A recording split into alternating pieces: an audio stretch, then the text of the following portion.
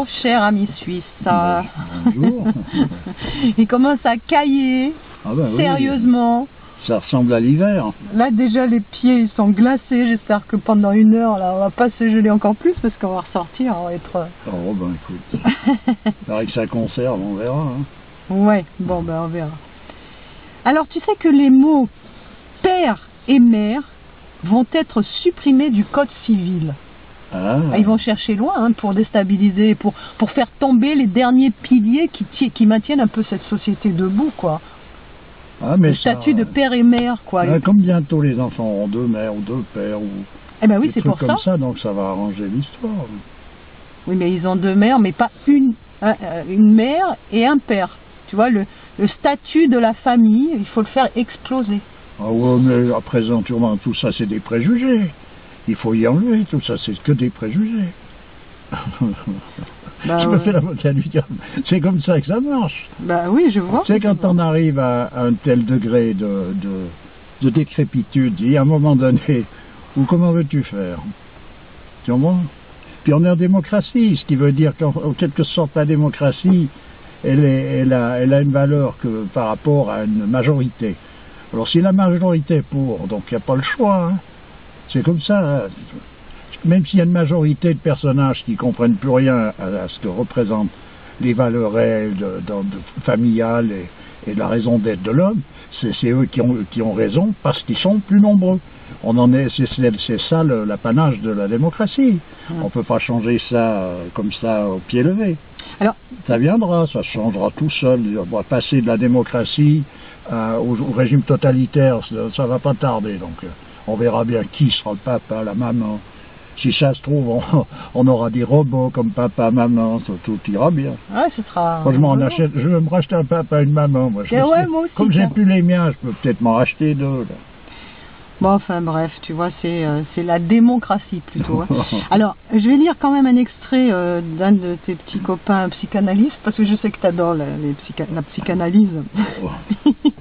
Concernant... Non, mais c'est quand même pertinent ce qu'il a écrit, je vais te le lire. Certainement, il peut y avoir. Ah ben voilà, comme quoi il faut pas, tu vois, tout n'est pas blanc, tout n'est pas noir, hein, cher ami suisse. Ah oui, après, il faut voir dans quel contexte, je sais pas. Hein. Alors, il dit... Je dirai après comment elle s'appelle, parce que comme je le dis, je fais défiler avec mon portable, je ne peux pas aller tout au bout, en bas, je vous le dirai après. Donc, la revendication du mariage homosexuel ne constitue pas une demande à satisfaire, mais un symptôme à déchiffrer. Que signifie le mariage déserté, soit réinvesti en étant parodié? S'agit-il de lui donner le coup de grâce, ou que cette place ne soit pas laissé vide? Que signifie enfin l'identification des politiques et des médias à de tels enjeux alors que tant de questions requièrent notre vigilance? D'un côté, des siècles et des siècles d'usages qui font que mariage et alliance d'un homme et d'une femme sont confondus. De l'autre, la revendication d'une minorité d'activistes qui savent parler le langage que l'on désire entendre aujourd'hui, celui de l'égalitarisme idéologique, synonyme de dédifférenciation, et manie efficacement le chantage à l'homophobie qui empêche de penser. J'ai du mal à parler aujourd'hui. Alors, il n'appartient pas aux États d'épouser les provocations de quelques idéologues qui parlent une langue confuse mais qui la parlent avec violence, sidérant ou terrorisant leurs objecteurs par des sophismes, encore moins de donner à ces provocations une forme institutionnelle. La lutte contre l'homophobie, indispensable, est une chose. L'organisation juridique des liens entre les homosexuels qui le désirent en est une autre. Mais la destitution des instituts par ceux-là même qui sont chargés de les élaborer en est encore une autre. Là réside la difficulté de penser la question du mariage homosexuel. Elle mêle une problématique légitime à une attaque institutionnelle, sauvage, qui mobilise des forces les plus archaïques. Que les gouvernements sachent ce qu'ils font, on ne fait pas la loi ou l'engage, ou alors ils se vengent. Faut-il que les mots d'hommes et de femmes disparaissent aussi? Faut-il que l'on cesse de tenir compte du sexe en droit, sinon pour l'abolir, le pourchasser au nom de l'égalité, le langage employé témoignant d'anciennes fureurs, notre génération n'en finit plus de franchir des limites ou de détruire tout ce qui les incarne, plutôt que de les transmettre avec leur part d'infondable. Homosexuels et hétérosexuels ne relèvent pas de la partition rigide à laquelle on semble souscrire aujourd'hui. Tous partagent le même monde et c'est ensemble qu'il leur appartient de prendre soin des institutions qui structurent les liens entre les hommes et entre les générations. Les destructions symboliques sont reconnaissables à la souffrance qu'elles causent à certains, plongés dans l'impuissance, conscients de la haine et de la destructivité, et sentant qu'on n'argumente pas contre une perversion. Elles se reconnaissent aussi à la jouissance qu'elles procurent à d'autres, plongés dans le triomphe de la toute-puissance et du déni de la loi. Il est probable que le monde absorbera cela avec indifférence, l'autre nom de la haine. C'est même à cela que nous commençons à ressembler, non plus à une humanité connue, mais à un monde indifférent, neutre, neutralisé. Alors c'est Monette Vaquin, psychanalyste, auteur de Main basse sur les vivants, et de Jean-Pierre Winter, psychanalyste, auteur d'Homoparenté. Voilà. Donc j'avais envie de lire ce passage parce qu'il y a quand même des gens à qui ça pose problème. Oui, pour moi le gros problème c'est d'en être arrivé à devoir considérer ces choses-là par ce bout-là. C'est-à-dire que c'est invraisemblable d'arriver à fabriquer des problèmes de cet ordre. C'est une fabrication de problèmes. On part d'une solution, puis on en fait un problème. Puis après, on veut solutionner le problème qu'on a créé avec la solution. Puis donc, c'est insoluble. C'est pas possible, tout simplement. Parce que si on regarde ça d'un point de vue social, ben voilà, des couples homosexuels, bon, ben ils veulent vivre leur vie d'homosexuel. Puis après l'histoire des enfants, tout d'un coup ça chatouille quand même tout un chacun. Surtout actuellement, on est dans cette fin de cycle, tout le monde veut. Il y a une espèce de précipitation malgré tout qui est considérable même là-dessus. Bon, alors donc tout le monde veut ci, tout le monde veut ça. Et à un moment donné, tout est incompatible, mais il faut quand même que ça soit là, etc. Je veux dire, c'est un imbroglio de délire accumulés les uns sur les autres. Et puis, comment résoudre ça? Moi, je me mêlerai pas à vouloir résoudre tout ça. Ce que je sais, c'est qu'au point de départ, il s'agit de retrouver sa position réelle en tant qu'homme, et puis après, on verra bien de quoi il s'agit. Et ce qu'on va faire et ne pas faire, et comment on va gérer notre propre existence. Mais c'est qu'à partir du moment où on est retombé véritablement dans sa position de connaissance, de savoir ce qu'on est venu faire sur cette terre. Sorti de là, c'est du bouillon pour les morts, c'est tout. Voilà. C'est sûr qu'on est obligé de régler des problèmes que l'on n'aurait pas sans eux. Oh, écoute, tu vois, actuellement on a fabriqué des problèmes. Un temps, il y a des gens avaient des métiers, avaient des vocations qui pouvaient satisfaire. Donc justement par ces métiers, par des occupations qui n'étaient pas des fonctions de robots ou de larbin pour entretenir des robots, des machines. Là on est dans le monde de la machine est reine, donc chacun quand il a trouvé un emploi, c'est un emploi de sous-fifre, que ce soit dans un bureau, que ce soit dans une banque, qui brasse beaucoup de fric ou qu'il n'en ait point, de toute façon il est condamné à faire à ne rien faire véritablement qui soit constructif pour un homme en tant que tel. Oui, c'est constructif pour monter je sais pas quelle histoire, une entité qui est représentée par cette société pour absolument aller de l'avant. L'avant où? Quel avant? De l'avant quoi? Qu'est-ce que c'est? Donc il faut y aller, là, pour reprendre l'économie, enfin tout le temps, j'entends, c'est misérable. Bah, l'avant, voilà. C'est pour mieux se précipiter vers le ravin, quoi. C'est ça le truc, d'aller de l'avant. C'est-à-dire, c'est vraiment s'occuper de trivialité et perdre son temps à ça et ne pas chercher à toucher ce qui est incontournable pour l'homme. Mais donc, j'entends, c'est le monde à l'envers. Donc, disons que je dirais que c'est vraiment des faux problèmes en plus de ça, parce que les vrais problèmes, ils sont pas là. Bien sûr que non, mais simplement, qui c'est qui connaît les vrais problèmes, puisqu'on a planqué les solutions, puis avec les solutions, on a refabriqué d'autres problèmes.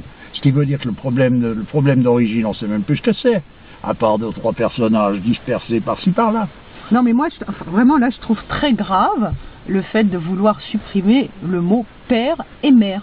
Oui, mais voilà. bon, bien sûr. Mais c'est symbolique aussi. Que représente le père d'un point de vue symbolique? C'est aussi un des représentants de Dieu. La mère, c'est aussi un représentatif de la force universelle féminine. Oui, mais là, de toute façon, il y a tout ça, c'est déjà longtemps blackboulé.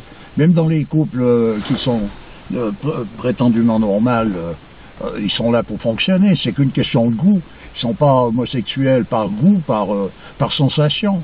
Là, je parle pas pour tout le monde, mais je dis à une majorité de personnages, ces en sont là. Et tout le monde actuellement ne vit plus, il fonctionne. Donc ce fonctionnement, qu'est-ce que tu veux j'entends, tu peux pas trouver là-dedans une solution, il y en a point. Mais là, même si actuellement la famille est plus ou moins explosée quand même, hein, ouais. Il n'y a pas à dire, c'est quand même le dernier rempart. Quand tu auras plus ça, quand un enfant, il saura même plus vers qui se tourner, tu vois, pour... Mais il est déjà couché, le dernier rempart. C'est les derniers soubresauts de 2 ou 3... Bah, quand même, là, pour apparaître, pour que ça apparaisse. Ça apparaît pile au moment où il n'y a plus d'obstacles. Non, c'est quand même ce qu'il y a de plus important pour un enfant, c'est encore sa mère et oui, mais ça, son père. C'est théorique, mais pour lui, actuellement, un gamin, quand il demande à des gamins de 15 ans, 16 ans, 6, 7 ans, qu'est-ce qui est le plus important pour eux? Tu verras ce qu'ils vont te répondre. Ouais, c'est sûr qu'une fois grand... On est parti dans c'est bon, là. C'est plus la même histoire que j'imagine il y a quelques décennies en arrière, où déjà les personnes âgées, hein, pour pas dire vieux, parce qu'il faut être politiquement correct, mais même si je le dis des fois, mais voilà, j'essaye de... Moi je peux le dire. Oui, toi tu peux. Ah, moi j'ai le droit. Et bon, ils n'ont plus la même valeur, quoi. Avant ils étaient respectés, c'était tout tourné autour de ces gens-là, parce qu'ils c'était une représentative de la sagesse, hein. Ouais. Bon, maintenant ils sont à mettre au rencard, hein. Donc voilà, on prône le jeunisme comme si c'était une valeur en soi, alors que c'est le moment où les gens font plus de conneries, quoi. Ouais. Donc il faut être jeune, voilà, être jeune. Jones. Donc voilà. Donc les gens, s'il n'y a pas des remparts encore, quelques remparts qui perdurent comme ça, ça va être le chaos le plus total. Même si c'est déjà le chaos, là, il n'y a plus rien. Du coup, il n'y a plus rien. Bah bien sûr. Mais disons que bon, les jeunes n'en sont pas tous là. Je remarque des jeunes gens qui, suivant le milieu dans lequel ils travaillent, j'ai regardé, je rencontre de temps en temps des jeunes qui font le compagnonnage, qui s'occupent d'apprendre un métier, pas une fonction, une occupation de mécanique, de pièces de rechange là dans cette société. Ils reprennent un peu quand même du poil de la bête, dans le sens que ils sont plus respectueux avec la vie en tant que telle, donc ils sont plus respectueux avec leur entourage par la même occasion. Alors, tu vois, dernièrement, tu me dis ça. Dernièrement, tu vois, moi, des fois, je regarde des conneries à la télé, ça passe le temps, hein, plutôt que prendre un bon livre de Guénon. Ouais. Bon, c'est plus facile, on va dire. J'ai regardé une émission, là, il n'y a pas longtemps. C'était, le concept, je crois que ça s'appelle Entre parenthèses, ou je sais pas quoi, c'est avec Lopez, il invite des gens, voilà. Il y avait donc, tu sais cette chanteuse là, Couette, comment elle s'appelle, Sheila. Ah ouais. Donc Sheila, qui a quand même un certain âge maintenant. Donc, et il y avait aussi un jeune qui chante. Bref, je sais pas si vous voyez, enfin, toi tu vois pas de quoi il s'agit, mais voilà. Donc, et ils ont passé, je crois, 24 ans ensemble, et tu découvres ces gens-là. En fait, ils sont pas si superficiels que ça. C'est un petit jeune qui vit vraiment, il surfe sur la vague, c'est le cas de le dire, puisqu'il a été propulsé comme ça, starisé du jour au lendemain, parce qu'il a un plus ou moins beau gosse, etc. Il a plus ou moins une voix, bon, après c'est pas mon goût, mais bon, il plaît. Et donc, il joue de sa personne, de son physique, etc. Quand tu le regardes comme ça, tu as l'impression que c'est quelqu'un de totalement superficiel. Finalement, c'est quelqu'un qui a plein de valeurs par rapport à ses parents. Tu vois que c'est un jeune qui a beaucoup de respect pour son père, pour sa mère. Quand il part en tournée, il emmène sa mère parce que cette femme, elle n'a pas beaucoup eu de chance apparemment dans sa vie, donc il l'emmène un peu partout.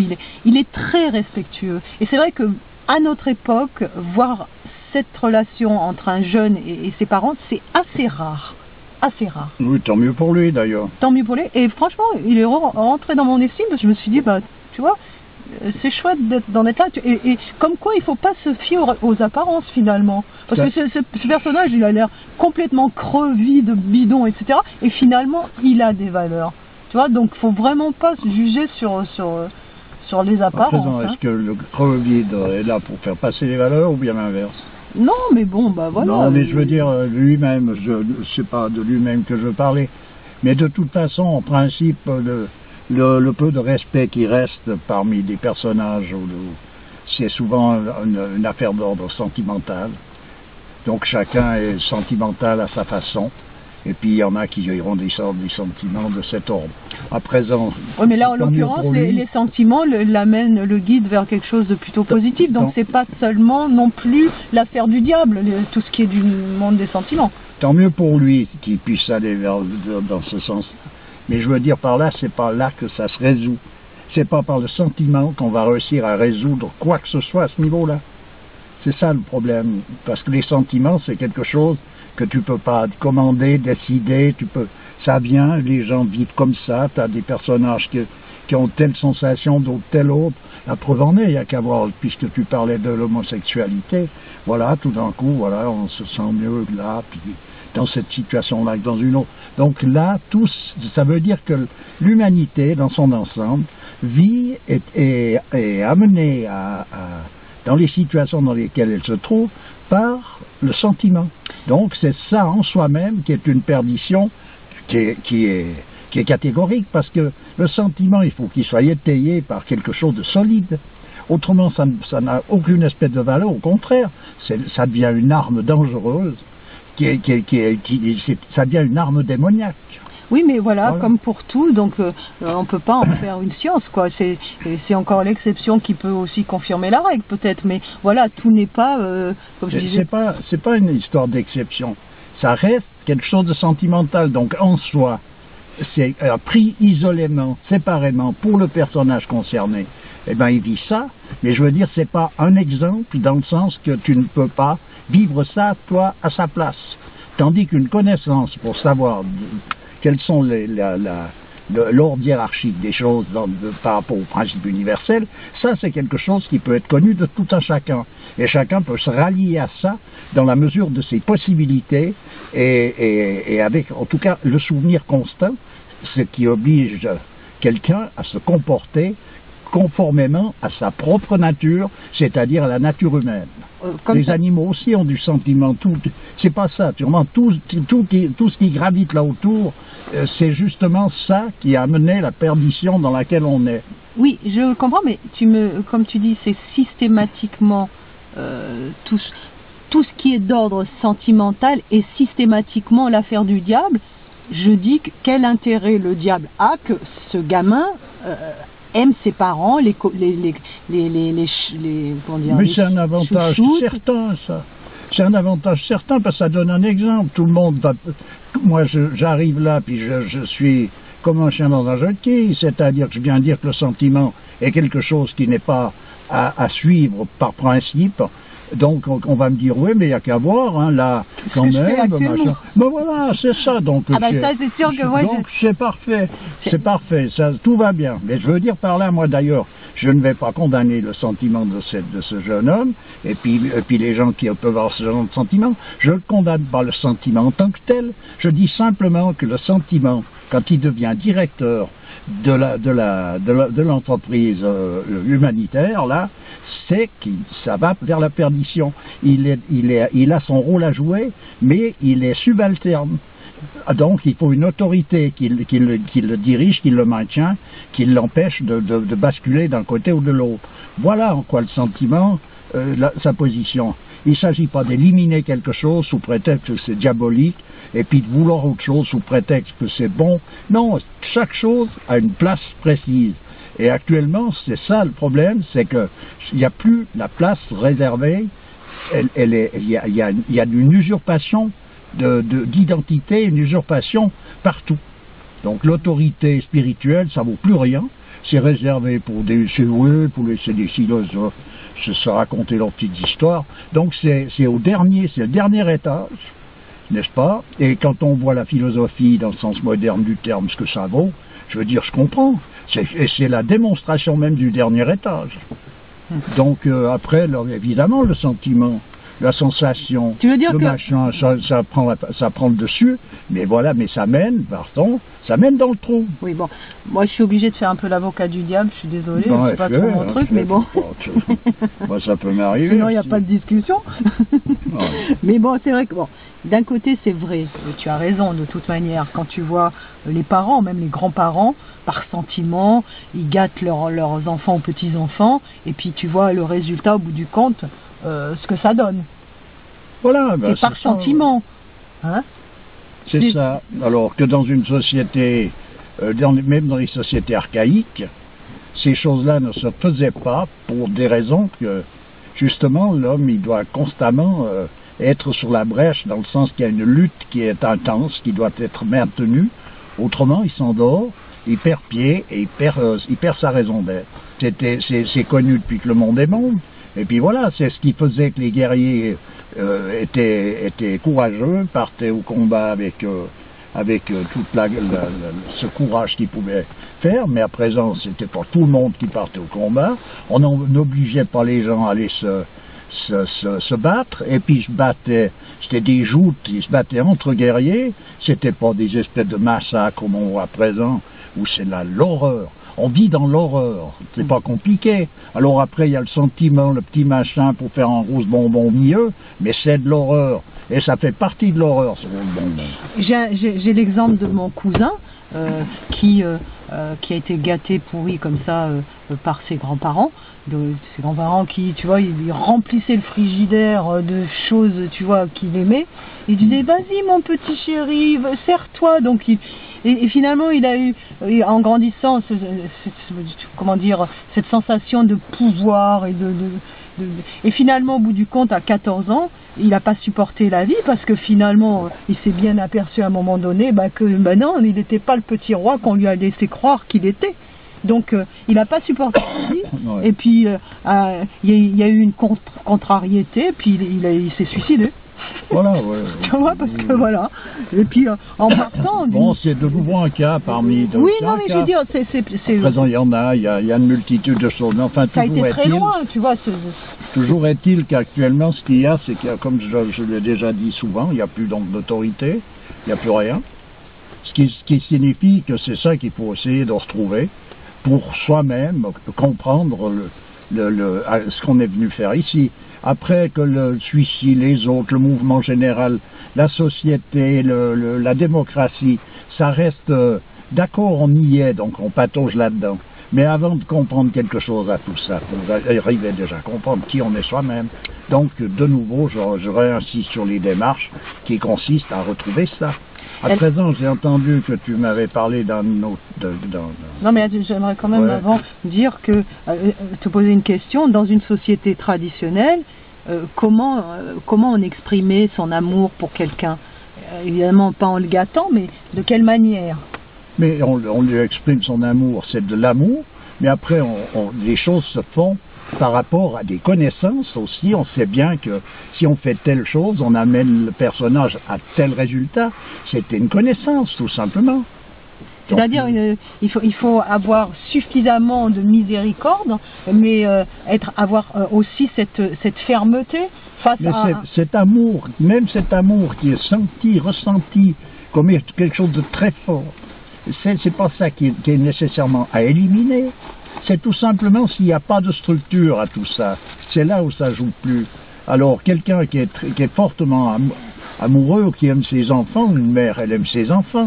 Et tout depuis que le monde est monde, les mamans aiment leurs enfants. Actuellement, elles les aiment encore. L'histoire n'est pas là.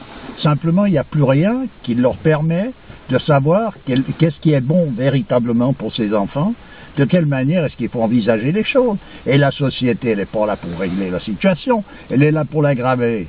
Et les personnages qui sont censés régler tout ça dans les milieux, que ce soit dans les milieux éducatifs, que ce soit dans les milieux politiques, tu as bien vu, on ne va pas y revenir, tu as bien vu un petit peu le niveau. Alors, oui. Et ce niveau-là s'appelle des élites. Qu'est-ce que tu veux chercher midi 14h dans un marasme pareil? Il n'y a rien. Donc la recherche consiste à retrouver sa posture originelle. Donc j'en reviens toujours à une approche concernant des connaissances de cet ordre-là. Il y a des écrivains, on m'a déjà redemandé beaucoup de fois qui est quoi. J'ai parlé d'un personnage tel que M. Chion. Et bien M. Chion, toute son œuvre est une œuvre qui est vraiment quelque chose qui est incontournable pour retrouver cette posture originelle. Voilà, par exemple, pour en venir à ça, c'est là que je ne vois pas qu'est-ce qu'on veut aller chercher ailleurs avec les moyens soi-disant de notre temps, le langage de notre temps. Non, mais attends, mais qu'est-ce que ça veut dire tout ça? Ça veut dire quoi? 2 et 2, ça fait 4. À notre temps, avant, dans le temps, à présent. Attends, non, mais là, je veux dire, faut arrêter de chercher midi 14h, hein, puis de chercher où il n'y a rien à trouver, où il n'y a qu'à s'enterrer un peu plus. Voilà, c'est tout ce qu'il y a. Voilà. Oui, alors tu voulais dire? Mais je sais pas, tu m'as parlé d'un auditeur qui, lui, posait une question concernant la valeur de l'argent ou de du travail. Choses. Bon, on en a déjà relativement parlé dans d'anciens constats, hein, ce que représentait le travail, ce que doit représenter le travail normalement, et ce qu'il représente aujourd'hui. Avant, donc pour faire vite, avant c'était une vocation, hein, on devenait charpentier par vocation, hein, et à travers un travail on se réalisait tout au long d'une vie. Ben, chaque métier est une voie. Voilà, alors qu'aujourd'hui c'est un boulot et on est plutôt une pièce interchangeable qui est jetée. Ah oui, c'est ce que j'ai dit tout à l'heure. Voilà, donc ça on est hors circuit avec tout ça. L'homme ne vit plus, il fonctionne donc pour faire tourner une machine infernale, économique infernale, et puis voilà, donc on est selon les besoins économiques du moment, on est pris ou jeté. Alors, on le voit, hein, comment des centaines de personnes peuvent rester du jour au lendemain sur le tapis, le carreau, on va dire, alors qu'ils ont donné toute leur vie dans une entreprise, ils ont participer au développement d'une entreprise, puis du jour au lendemain ils délocalisent, hop, et puis hop, débrouillez-vous, et puis on les laisse là à un âge en plus où ils peuvent plus se retourner, quoi. En général, voilà, ils sont finis, à 50 ans t'es fini, quoi. Ouais, c'est normal dans un monde de cette ordre. C'est très dur, quoi. On est dans un monde déshumanisé totalement. Très très dur. C'est la place et la machine au rendement. C'est un monde quantitatif sur toute la ligne, donc la terre est classée. Donc même à la case départ. Le retour à la oui, mais un vrai charpentier, qu'est-ce que tu veux qui vende ces trucs alors que tu as les mêmes trucs beaucoup moins chers, pardon, qui viennent de Taïwan ou de Chine. Ils sont même pas moins chers, parce que finalement, qui c'est qui s'empare de tous ces marchés? Actuellement, je vais te dire, on a dans ce qui nous est offert dans les produits, on n'a plus que je dirais pas le mot, pour rester poli. De la muse. Ouais. De la muse. Voilà. Et encore. C'est pas la musique, hein, je parle pas de musique. Ouais, et encore, il n'y en a pas pour tout le monde. Donc voilà où on en est. Et que moi, en tout cas, je conseillerais aux jeunes gens de faire un métier envers et contre tout. S'ils ont l'idée de faire un métier, qu'ils le fassent, qu'ils rentrent par exemple chez les compagnons, puisque c'est ce qu'il y a apparemment. Il y a un peu de près de mieux en ce moment, en tout cas chez nous. Et même si c'est pas ce que c'était à une certaine époque, c'est resté les restes, ça a des beaux restes, disons, voilà. Et donc, à partir de là, ils feront malgré tout une affaire pour eux-mêmes, indépendamment du fric qu'ils peuvent gagner ou pas. En général, c'est des gens qui retrouvent facilement de la place et qui ne sont pas au chômage facilement, ces personnages. Mais à part ça, pour eux-mêmes, ils font, comme disait Raoul Vergès, le compagnonnage fait des hommes responsables. Et être responsable, c'est pas être responsable de ceci ou de cela, ou d'un interrupteur pour faire marcher une machine, mais d'être responsable en tant qu'homme, ça veut dire de se comporter comme un homme dans la situation dans laquelle on était parachuté. Bon, il s'agissait pas de Muse, mais de Moïse. Ouais, de Moïse, ouais. De Moïse.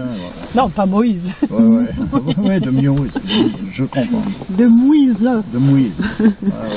Voilà.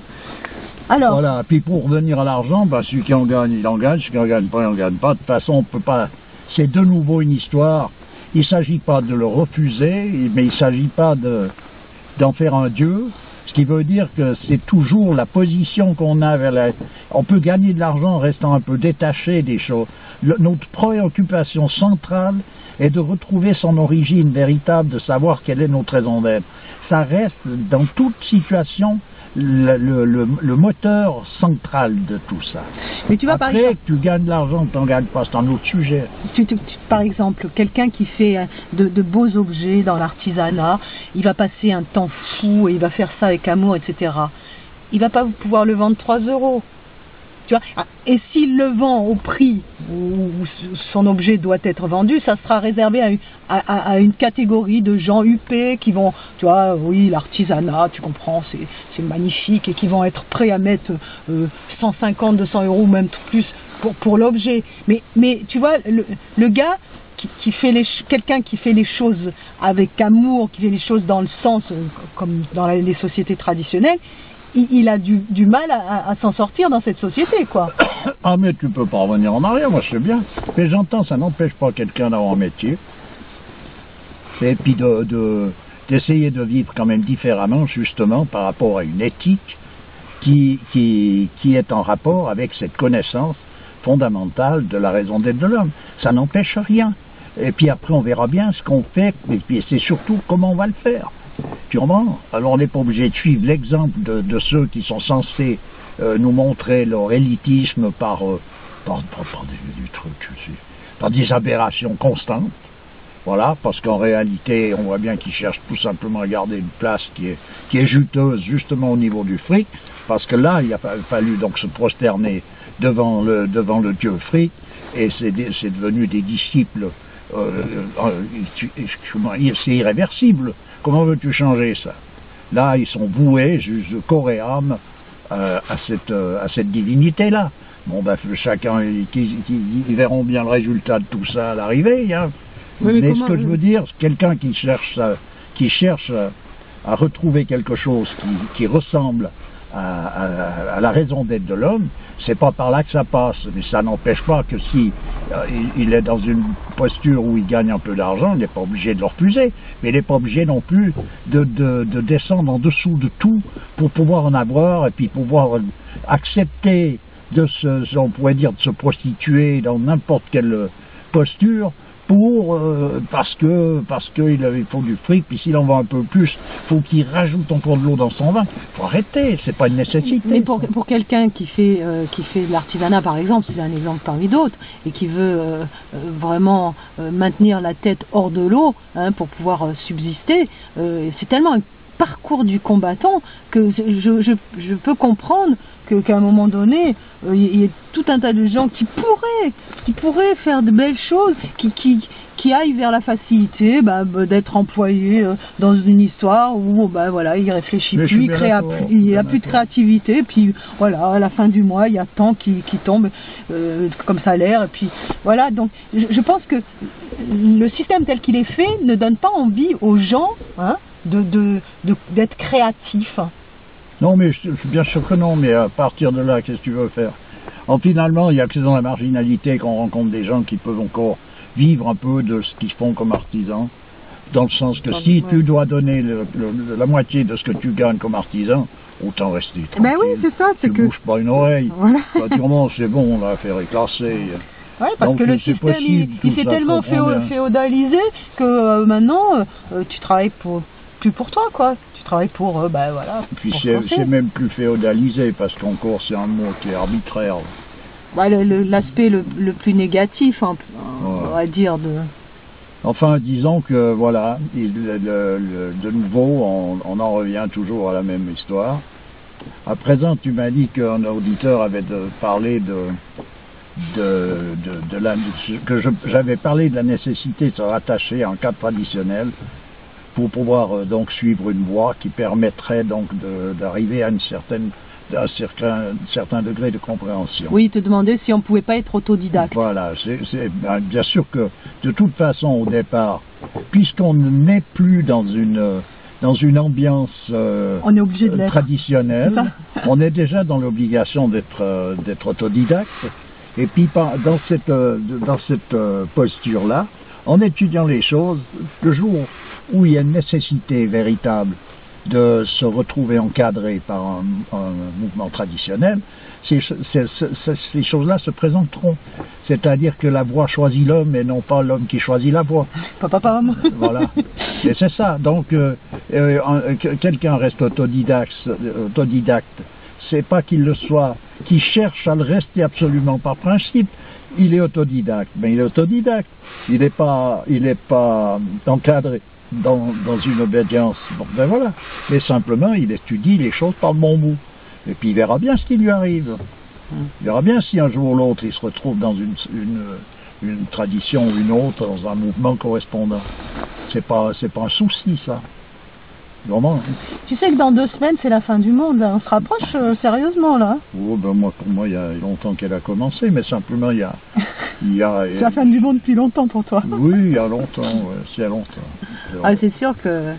Après, c'est pas nécessairement un truc brutal qui s'arrête dans la seconde qui suit, sûrement. Mais il y a un passage où tout d'un coup, c'est effectivement... c'est un coup sec, quoi. Non, mais ils nous font flipper avec leurs bêtises, parce que là j'étais en train de me poser la question, de me dire mais attends, c'est peut-être vrai, quoique je me dis aussi que personne n'est censé savoir le jour de la fin du monde, hein. Personne, non, pourquoi? Ah, tu crois qu'il y a des gens qui pourraient le savoir? Pourquoi est-ce qu'ils ne le sauraient pas? C'est-à-dire d'après des calculs savants? Mais non, pour du calcul savant, il y a certainement des personnages qui savent exactement à quel moment les choses doivent s'arrêter. Bon, il faut les chercher, chacun cherche, tu comprends ce qu'il a. Tu en connais, toi? Écoute, en tout si cas, on me demande, tu sais, je réponds. Oui, quoi? Tu dis, tu sais pas. D'accord, parce que moi, j'en connais pas. Bon, mais tu sais que le 3 décembre, il y a eu cet alignement de ces trois planètes sur les 3 pyramides, Mercure, Saturne et Vénus. Tu vois, ces 3 planètes étaient alignées sur la pointe, au niveau de la pointe de chaque pyramide. Ouais. Donc 18 jours, 18 c'est aussi un chiffre symbolique, avant la prétendue fin du monde. Il y a tout un tas de choses qui se passent. Il y aura, je crois, un alignement le jour de la fin du monde, là. Des planètes, là, tout sera aligné. Je sais pas on m'a expliqué un truc, j'ai compris à moitié, mais bon, il paraît qu'il y aura un alignement de tout un tas de planètes, etc. Il y a des choses qui se passent au niveau cosmique qui sont pas négligeables quand même. Alors moi, du coup, je me suis posé des questions. Je me suis dit, mais si ça se trouve, c'est peut-être réellement la fin, non? Il faut pas succomber à ce genre de délire. Alors on va pas aller à Bougarache comme les allumés là, si ça peut faire sur la petite montagne là. Si ça peut réveiller chez quelqu'un le fait qu'il commence à s'occuper un peu de ses oignons, ouais, c'est pas mal. Hein. Il y a des fois la peur, tu vois, c'est mauvais conseillère. On dit que la peur est mauvaise conseillère. Mais des fois, tu te fais booster parce que, au lieu de perdre ton temps dans la mondanité, tout d'un coup, tu cherches véritablement quelque chose qui a de la valeur. Bah ça... bon, tant mieux, hein, tant mieux. Tant mieux si c'est la fin du monde. Ah oui. Non, mais j'en sais rien. Vive la fin du monde. À un moment donné, qu'est-ce que... Je te dis, quand tu cherches vraiment et que tu arrives sur la compréhension de ce que représente la vie comme telle, la nature comme telle, la raison d'être de l'homme et de toute chose, c'est pas un problème C'est pas un problème de savoir qu'est-ce que c'est, quand c'est, quoi. C'est pas là où se situe le problème. Tu vois un enfant qui naît, puis qui commence à se poser la question de savoir à quelle heure il va mourir. Non, mais attends. Non. Mais tu vois, par rapport à ce que tu disais, par rapport à la peur, ça va me donner l'occasion de relire un passage d'un des quatrains d'Omar Khayyam qui m'a été rappelé par un des auditeurs. Donc je cite: dans les monastères, les synagogues et les mosquées se réfugient les faibles que l'enfer épouvante. L'homme qui connaît la grandeur de Dieu ne sème pas dans son cœur les mauvaises graines de la terreur et de l'imploration. Bien sûr. Oui, la peur comme déclencheur, comme détonateur. Non, si quelqu'un, comme dit Omar Khayyam, connaît la grandeur de Dieu, et effectivement, il n'a pas besoin de... Il est dans un état de confiance. Voilà. Donc à partir de là, qu'il arrivera ce qu'il arrivera, de toute manière, Dieu seul en décidera. Ouais. Mais lui, étant dans un état de confiance, qu'est-ce que tu veux l'apeurer, je ne sais de quelle façon. Alors après, si tu te retrouves devant la mort ou devant de la torture, tu vas souffrir, tu vas hurler, tu vas faire tout ce que tu veux, mais au fond de toi-même, tu es dans un état de confiance par rapport à ta propre raison, à ta véritable raison d'être. Donc on va pas céder à la panique, advienne que pourra, mais bon, c'est vrai que ça fait pas très plaisir tout ça. Qu'est-ce qui fait plaisir au juste? L'histoire, c'est de chercher à savoir qu'est-ce qui nous ferait plaisir à la place, par exemple. De pouvoir continuer la viguette dans laquelle on est en train de naviguer. C'est pas terrible non plus. De pouvoir s'éclater par tous les bouts, de virer tous les préjugés possibles, de manière à pouvoir faire exactement ce qu'on a envie, ce qui nous passe par la tête. C'est ça le but de l'exercice. Je sais pas jusqu'où ça va, mais ça va pas bien loin en principe. Ça s'arrête assez vite aussi. Et puis quand c'est la fin, c'est vraiment la fin des haricots là. Et puis c'est la fin des haricots, vraiment, parce que quand tu vois tout ce qui est mis à jour, là, c'est vraiment, ça va très très très loin dans l'horreur, dans l'exécrable, enfin tout ce qui est désagréable au possible, quoi. Ouais, bien sûr. Donc finalement, vaudrait peut-être mieux que ça s'arrête finalement, tout ça, à un moment ou un autre. Pour repartir justement vers quelque chose de... Enfin, pour en venir à des personnages qui sont des références, pour en venir à M. Chuon, j'ai par exemple, tu sais, quand dans le milieu, dans l'islam, il y a les différents noms de Dieu qui sont récités.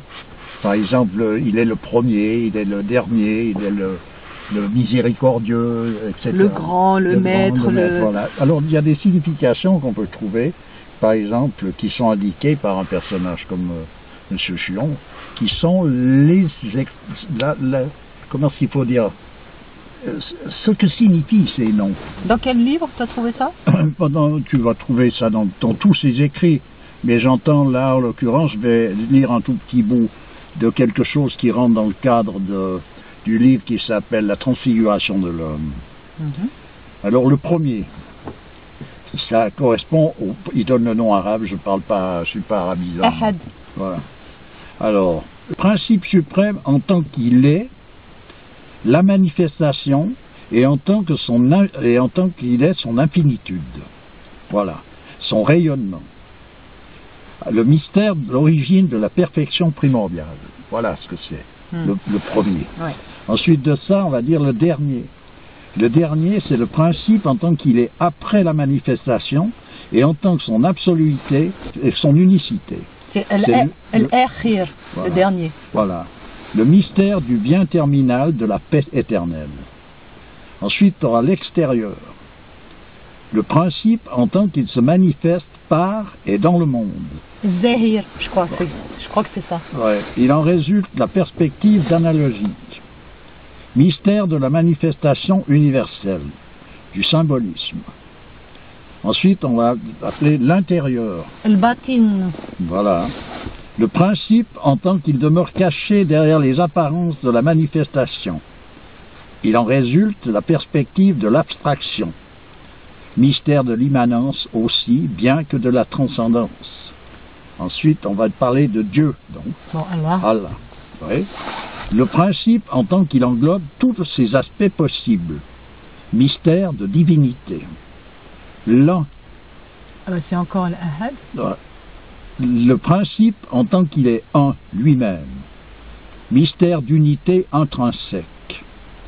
L'unique. Al-Wahid. Le principe en tant qu'il est un par rapport à la manifestation. Mystère d'unité intrinsèque. L'impénétrable. Al-Samad. Le principe en tant que rien ne peut lui être ajouté, étant donné qu'il contient tout.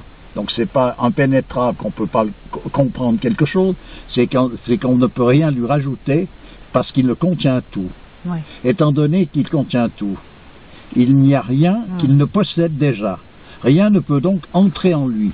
Mais c'est mystère d'exclusivité. Lui, Huwa. le principe en tant qu'il est lui-même, l'essence, au-delà des qualités, mystère d'ipséité, l'essentialité d'acéité. Ensuite, il n'y a pas de divinité hormis la seule divinité. La ilaha illallah. Le principe en tant qu'il exclut et annule le monde illusoire, tout en affirmant l'unique et suprême réalité, mystère de négation et d'affirmation, de réalité.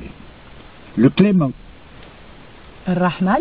Le principe en tant qu'il est dans sa nature de vouloir communiquer sa bonté, sa beauté, sa béatitude, en tant qu'il est le souverain bien, avant la création du monde. Mystère de bonté intrinsèque. Le miséricordieux. Ar-Rahim. Le principe en tant qu'il manifeste sa bonté après la création du monde, et dans celui-ci, mystère de bonté intrinsèque. Voilà. Au début, j'ai dit Al-Ahad et c'était pas Al-Ahad pour le premier que tu as dit. Tu peux remonter complètement. Le premier. Le tout premier. Voilà. Al-Awel. Voilà. Al-Awel. J'avais dit Al-Ahad au début. Voilà, Al-Awel, c'était.